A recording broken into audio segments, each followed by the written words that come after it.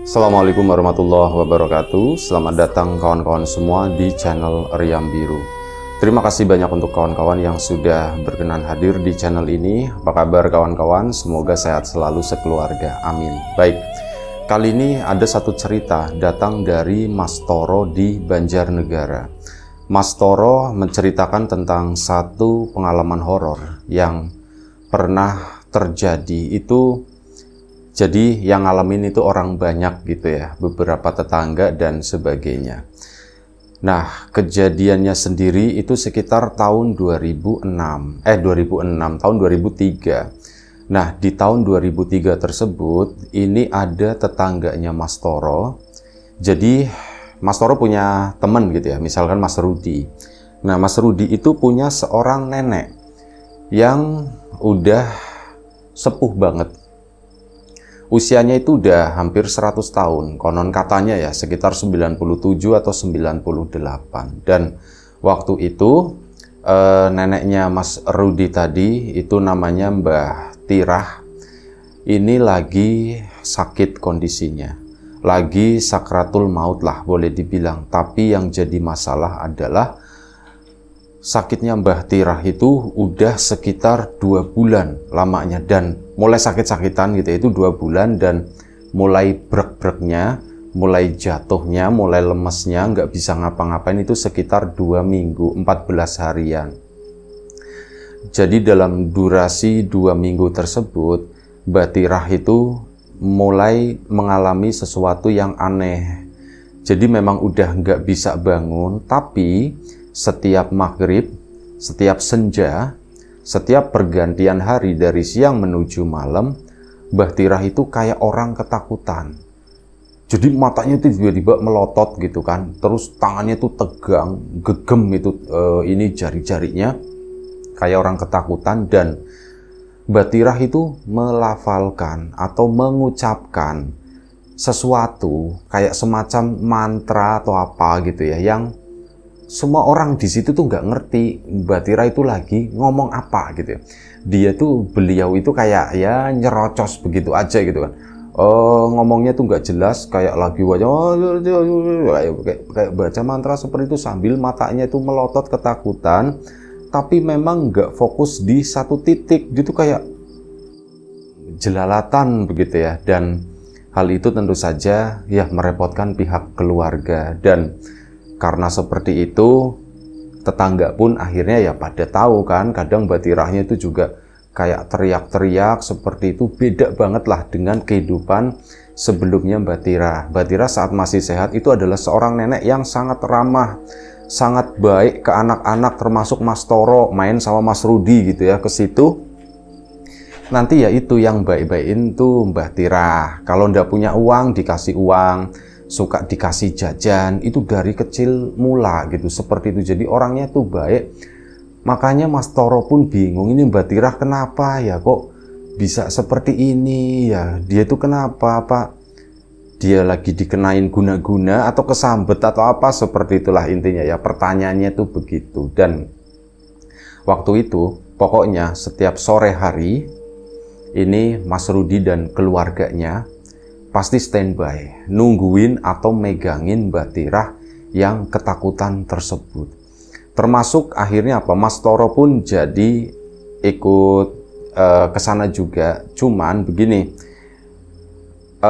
kondisi seperti itu dialaminya tuh nggak cuman pergantian hari doang, tapi tengah malam, jam 12 malam pasti seperti itu juga. Nah, untuk Mas Toro sendiri, ya mungkin di kampung begitu ya, yang namanya bertamu di waktu, apa namanya ya, maksudnya main di tempat orang, di waktu senja begitu, itu kan kayak, ya kayak dianggap gimana gitu ya, kayak tabu atau pamali atau seperti apa. Jadi untuk masalah urusan yang maghrib-maghrib itu dibiarkan ke keluarganya Mas Toro. Nah, giliran yang malam, itu kayak shift-shiftan, nanti yaitu tadi Mas Toro ada dari pihak keluarganya, Mas Rudi ya dari pihak keluarganya, termasuk Mas Toro pun ikut di situ, ikut bantuin lah, ikut megangin atau apa.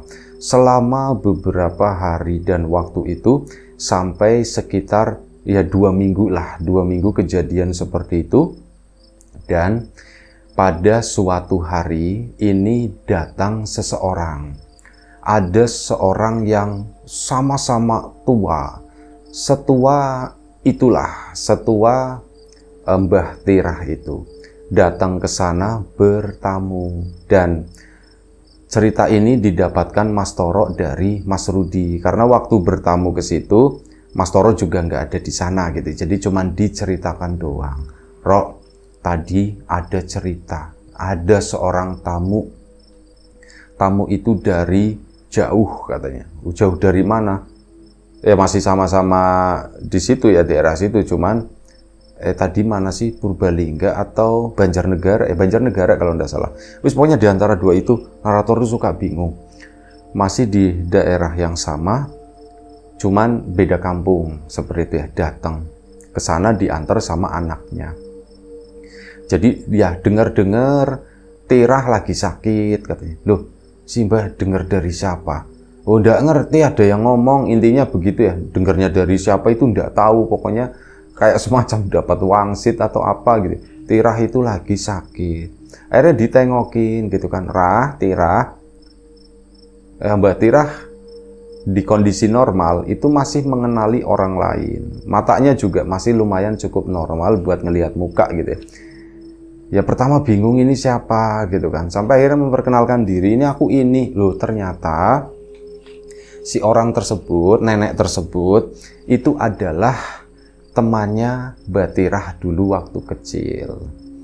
Ya kesana cuma nengokin sebentar, terus ceritalah si temannya Mbak Tirah tadi. Cerita ke keluarganya Mas Rudi.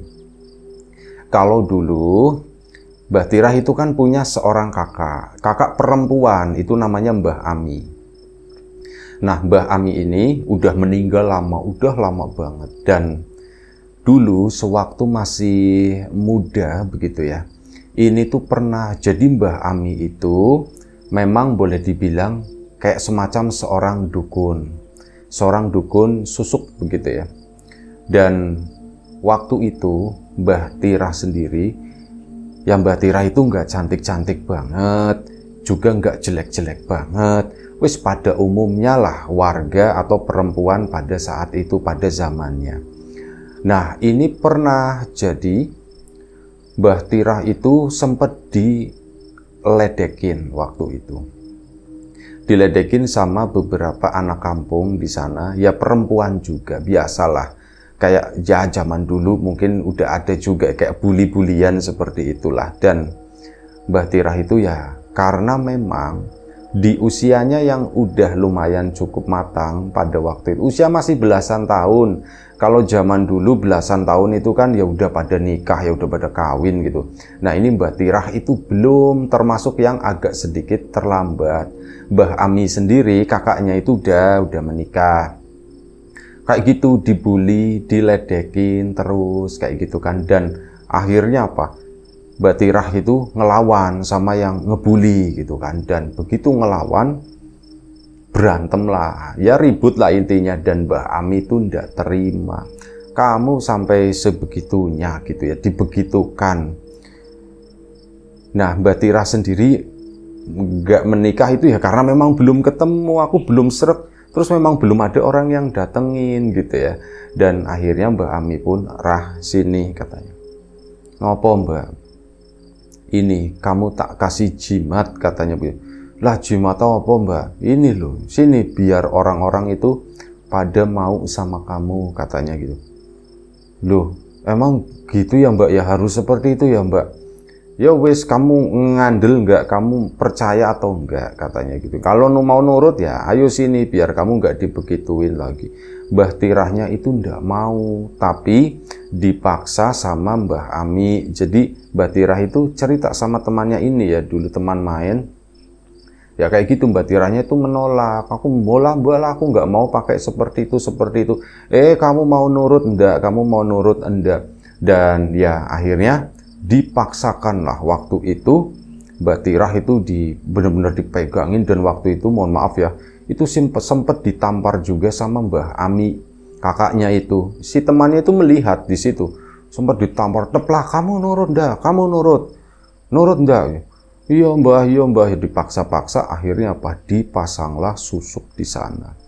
Banyak yang dipasang, tapi nggak digambarin prosesi pemasangannya seperti apa gitu ya. Biasanya kan cuma ditep gitu, kayak ditempelin begitu doang, kayak ditusuk jarum sedikit, selep gitulah, intinya seperti itulah.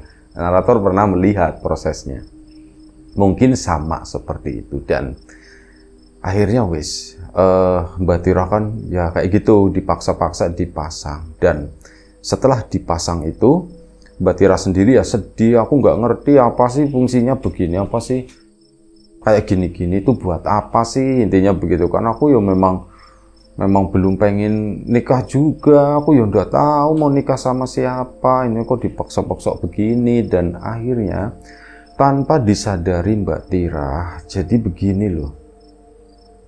Tadi kan teman-temannya itu yang ngebully itu kan memang udah pada nikah ya. Mereka itu udah pada punya suami. Ada 4 orang.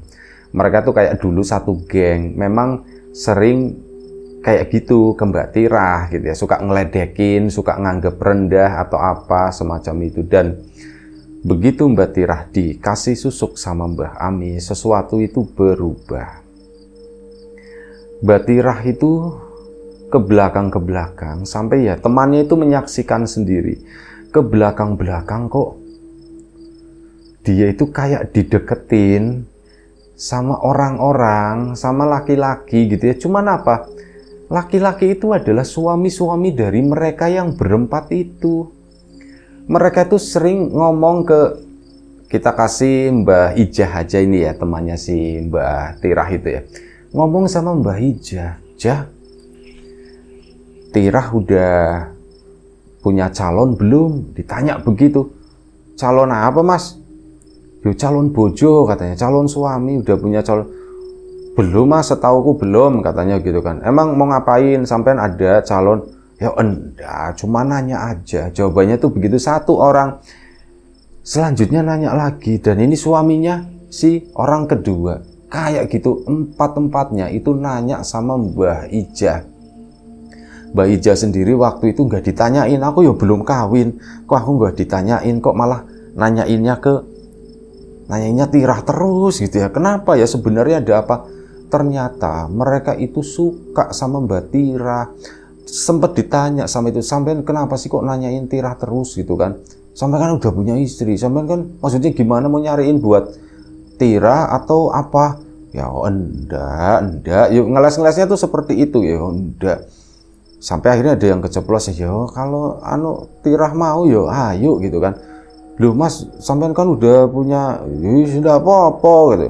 "Loh emang kenapa?" Ya pokoknya kayak gitulah. Dan itu keempat-empatnya itu seperti itu, sampai akhirnya hal itu tuh kebongkar sama istrinya. Dan begitu kebongkar, mungkin kalau sekarang WA-nya kebuka kali atau bagaimana ya. Kalau dulu tuh nggak ada, cuman intinya tuh kebongkar. "Oh sampean begini," ribut semuanya. Dan ada yang sampai pisah begitu ya, tapi ada yang tetap bertahan. Nah ini kan perempuan-perempuan ini kan nggak terima sama Mbak Tirah, akhirnya makin menjadi-jadi. Mbak Tirah itu sering ya kayak gitu, pernah didatengin, dilabrak. "Kamu itu maksudnya apa? Kamu godain ya?" Yang nggak terima itu Mbak Ami ya. Cuman posisinya Mbak Ami waktu itu kan udah menikah dan memang tinggalnya nggak bareng di sana, jadi nggak melihat langsung kejadian tersebut. Dan akhirnya ya begitu, Mbak Tirahnya sendiri itu udah sakit hati dibegitukan. Dan Mbak Ami mungkin merasa dibilang bersalah ya, mungkin merasa bersalah, dibilang enggak ya enggak. Soalnya ngasih susuk itu mungkin hal itu yang bikin tertarik mereka itu gitu ya. Dan akhirnya apa? Dipasang susuk lagi, dipaksa, "Rah sini Rah, kamu tak pasangin lagi supaya mereka itu takut sama kamu, supaya mereka itu ndak berani macam-macam lagi." Ya Mbak Tirah karena memang trauma dengan hal tersebut, Mbak Tirah kali ini pun ya cuman iya begitu dong. Akhirnya dipasang lagi lah, dipasangnya di mana itu ndak tahu. Akhirnya dipasang dan ya Mbak Tirah sendiri itu susuknya akhirnya kan banyak. Tapi bener semenjak saat itu, keempat perempuan itu ketemu Mbak Tirah itu cuma nunduk begitu ya. Sementara di sana, di kampung Mbak Tirah itu pamornya itu mulai naik. Banyak laki-laki yang mendekat ke arahnya Mbak Tirah. Sampai akhirnya Mbak Tira pun memutuskan untuk menikah dengan seorang pemuda di kampung tersebut. Dan akhirnya menikahlah sampai sekarang beranak pinak sampai ke Mas Rudi itu ya, temannya Mas Toro. Tumben nggak lupa nama gitu ya, biasanya tuh lupa, namanya lumayan cukup banyak. Akhirnya apa, nah susuk itulah yang bikin Mbah Tirah itu jadi susah meninggal. Katanya tuh begitu, namanya umur kan udah ada yang ngatur begitu ya, tapi yaitu menjelang ujungnya itu kayak disiksa dulu atau bagaimana lah seperti itu. Dan ya itu temannya sih, itu cerita masa lalunya itu begitu. Jadi Mbak Tirah itu punya susuknya itu banyak, dan ini anak-anaknya itu nggak ada yang tahu, termasuk Mas Rudi juga nggak tahu. Oh begitu, loh kenapa nggak diambil? Itu susuknya itu kuat banget, yang bisa ngambil itu cuman kakaknya Mbah Imah gitu kan. Dan akhirnya ya sudah, Mbah Imahnya juga udah nggak ada gitu. Terus gimana? Dan akhirnya semenjak saat itu mulailah dipanggilkan beberapa orang buat ngambilin susuk-susuk tersebut, dan beberapa dari mereka ngeklaim katanya memang sudah keambil, tapi apa yang dilakukan oleh Mbak Tirah tersebut itu ndak selesai di sana.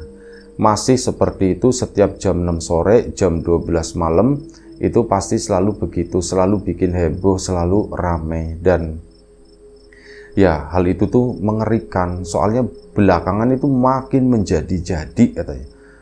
Mbak Tirah itu sampai lari ke dalam kolong tempat tidur gitu ya, sampai ngosek-ngosek kayak tentara perang begitu ya. Itu ke sana masuk ke dalam kolongnya tempat tidur. Mbak ya sampai, Mbak jangan di situ Mbak, mau ditarik itu nggak enak, kasurnya, ranjangnya yang dipindahin. Akhirnya Mbak Tirah pun dipeluk, badannya tuh tegang gitu kan. Mbah kenapa? Tapi nanti sekitar setengah jam, 1 jam itu normal lagi. Saat ditanya Mbah kenapa, nggak tahu sih Mbah, jawabnya tuh cuman seperti itu, jawabnya tuh cuman nggak tahu doang. Dan akhirnya apa, ini gimana ya, nyari orang lagi supaya bisa ngambil susuknya tersebut. Ya ngeklaim, tapi toh itu masih terjadi gitu ya. Cuman ya bilangnya ini belum semuanya, nanti datang ke sini lagi tak cobain lagi ya, tapi ya nggak habis-habis, intinya tuh seperti itu. Dan akhirnya apa, sampai pada suatu hari, ini di hari yang itu ya, hari sekitar 2 minggu, sekitar 14 atau 15 hari setelah brek tumbang itu, Mbak Tirah ini sempat ngomong sama anak-anaknya, aku pengen mandi katanya. Loh sih Mbah pengen mandi, tiap hari juga dimandiin Mbah gitu kan. Cuman aku pengen mandi itu di sumurnya si ini, rumahnya ini gitu kan. Nah di rumah itu Mbah, rumah itu kan udah kosong Mbah, nggak ada penghuninya. Ya pokoknya aku pengen mandi di situ. Nah itu kan rumah karena nggak dihuni, takutnya sumurnya kotor ya atau bagaimana ya. Sumurnya itu masih sumur tradisional dulu itu, takutnya kotor atau bagaimana. Pokoknya aku pengen mandi di situ. Akhirnya ya keluarga pun musyawarah gitu ya, sampai ada yang celetuk, jangan-jangan itu kali buat ngerontokin susuknya Mbak Tirah di situ kali. Dan akhirnya keluarga pun jadi inget sebentar, rumah itu kan dulu sempat ditempatin sama Mbah Ami kan. Iya ditempatin lama di sana rumah itu, jadi rumah keluarganya suaminya Mbah Ami. Jadi Mbah Ami itu dulu yang masangin susuk itu sempat tinggal di sana. Dan jangan-jangan iya bener ya seperti itu. Akhirnya ya wes, dikabulkanlah permintaan dari Mbah Tirah tadi. Mbah Tirah pun dibawa ke sana ya, sumurnya dicek segala macam. Airnya memang agak sedikit kotor, ada dedaunan yang jatuh ke sana. Cuman Mbah Tirah itu ya mau gimana lagi, asal disabunin juga nanti bersih. Akhirnya apa? Disiram, gebyur dan dimandiin. Badannya Mbak Tirah pun masih lemes gitu ya, dikeramasin segala macam sama anak, sama cucunya waktu itu, sanak saudaranya Mas Rudi itu. Dan akhirnya selesailah acara mandi tersebut. Cuman begitu dimandiin, Mbak Tirah kan posisinya duduk ya di kursi kecil ya, duduk begitu, ditutupin pakai kayak kain jarit gitu ya. Nah, selepas mandi, badannya Mbak Tira tuh lemas dan Mbak Tira tuh kayak orang tidur gitu. Bah, sampun Mbah gitu kan. Itu Mbak Tira gini aja. Lah si Mbah tidur gitu kan. Si Mbah tidur ya wis, yuk diangkat. Akhirnya diangkatlah Mbak Tira. Begitu diangkat, itu kan rumah itu memang udah kosong, kondisinya itu udah berantakan lah. Dan untuk lewat sana juga lewatnya tuh samping, nggak lewat ke rumah tersebut. Rumah orang dulu kan berjarak gitu ya, jadi ada lorongan itu buat lewat. Nah, lewatnya tuh ke situ, dibawa pulang. Waktu itu yang nonton juga banyak, dibawa pulang ke sana. Mas Toro juga ada di situ waktu itu, dibawa pulang ke rumah. Nah, setelah dibawa pulang ke rumah, ini keluarga itu mulai curiga, ini si Mbah itu masih ada atau enggak sih? Ya setelah dicek-cek begitu kan, badannya tuh dingin dan yang lain. Ternyata si Mbah itu udah enggak ada. Mbah Tirah itu udah meninggal. Ya pada nangis gitu ya di sana, pada kaget, Mbah ternyata ini obatnya ya Mbah ya. Oh si Mbah udah tenang ya Mbah ya. Ya pada sedih lah, waktu Mas Toro juga sedih, keinget kebaikannya Mbah Tirah itu seperti apa dulu. Itu orangnya tuh baik banget gitu ya. Orangnya tuh enggak pernah marah, murah senyum. Ya kayak nenek-nenek di pedesaan lah begitu. Meskipun ada nenek-nenek yang terkenal galak gitu kan ada ya. Yang killernya itu ada. Nah ini tuh Mbak Tirah itu yang malaikatnya. Itu model-model seperti itu, lembut gitu kan. Itu meninggal setelah dimandikan di sumur rumah yang pernah ditempati oleh Mbah Ami dulu. Dari situ akhirnya sudah kan, oh ternyata ini jawabannya.